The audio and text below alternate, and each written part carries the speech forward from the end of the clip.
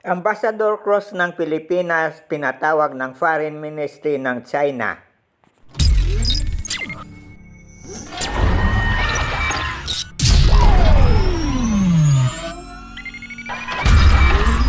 Nagalit ang China sa Pilipinas nang batiin ni President Bongbong Marcos ang bagong nanalong presidente ng Taiwan na si William Laity.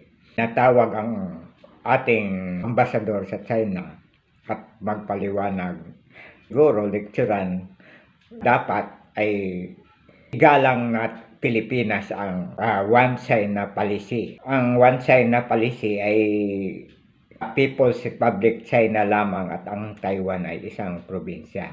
Kaya nung batiin ni President Marcos si Lai ay ibig sabihin noon ay parang kinikilala natin na ang Taiwan ay isa ng ganap na independent bansa. Bumati lang naman anong masama doon. At pagkakaibigan yun dahil marami tayong OFW na nagtatrabaho sa Taiwan. Si President Lai kasi ay anti-China na katulad natin pagdating sa West Philippine Sea.